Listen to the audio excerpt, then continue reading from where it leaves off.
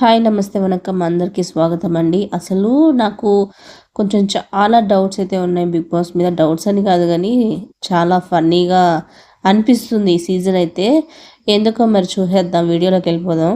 మణికంఠను గెలకాలని గెలుగుతున్నారో లేదంటే అతనే కావాలని గెలిగించుకుంటున్నాడో తెలియదు కానీ, లేదంటే ఎవరు గెలికినా కూడా మణికంఠనే టార్గెట్ అవుతున్నాడో ఈ మాయదారి బిగ్ బాస్ ఏంటో కానీ, సెంటర్ ఆఫ్ అట్రాక్షన్ మాత్రం మణికంఠనే అవుతున్నాడు. ఈ కన్నడ బ్యాచ్కి కరెక్ట్ మొగుని నేనే అన్నట్టు ఈడ్చిపడేస్తున్నాడు.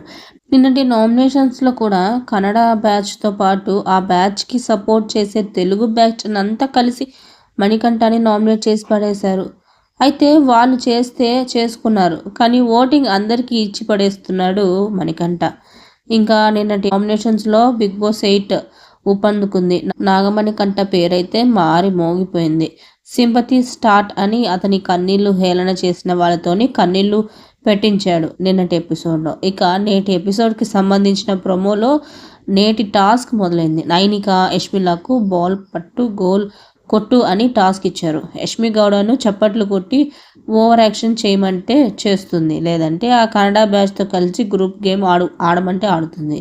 కానీ సింగిల్ గేమ్ ఆడమంటే మాత్రం చేతులు ఎత్తేస్తుంది. ఇంకా నేటి ఎపిసోడ్లో అంటే టాస్క్లో కూడా అదే అయింది. లైవ్ ఎపిసోడ్లో అయితే ఆల్రెడీ ఈ టాస్క్ అయిపోవడం, అందులోనూ నైనిక గెలవడం కూడా జరిగిపోయింది. ఇంకా కన్నడ బ్యాచ్ అయితే మళ్ళీ గ్రూప్ గేమ్ స్టార్ట్ చేసేసారు. నిఖిల్ తన తోలుబొమ్మ యష్మి దగ్గరకు వెళ్ళి సోనియా గురించి మెల్లగా ఎక్కించారు. రిబ్బన్స్ అన్నీ షవర్పై వేసుకోమని యష్మితో చెప్పగా, వాళ్ళ ఇంట్లో కూడా ఇలానే ఉంటారా అంటూ వాష్రూమ్లోకి వెళ్ళి సోనియాని గెలికింది. జనరల్గా చెప్తున్నా కంప్లైంట్ వస్తుంది అని శుతి మెత్తగా చెప్పే ప్రయత్నం చేసింది యష్మి. అయితే సోనియా మాత్రం శుతితో కొట్టినట్టు ఆన్సర్ వచ్చింది. ఇంకా జనరల్గా చెప్పేది అయితే అందరినీ కూర్చోబెట్టి అని కౌంటర్ ఇచ్చింది. ఇంకా మణికంఠ అయితే గెలికించుకునే మైక్రో మేనేజ్మెంట్ అయితే చేస్తున్నట్టుగా కనిపించింది అని యష్మితో అనడంతో ఆమె రివర్స్ అయిపోయింది. నేను ఇలాగే మాట్లాడతా, నో వాయిస్ ఇంతే అని అనింది యష్మి.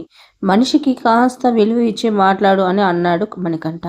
ఇక నైనిక గురించి అదిరిపోయే మాటలు చెప్పాడు ఆదిత్య ఓం. టాస్క్ వచ్చినప్పుడు ఆమె చిరుతల విజృంభిస్తుంది. దాన్ని గమనించిన ఆదిత్య ఓం ఆమెకు ఉన్న ఫోకస్ ఎవరికీ లేదు అన్నాడు.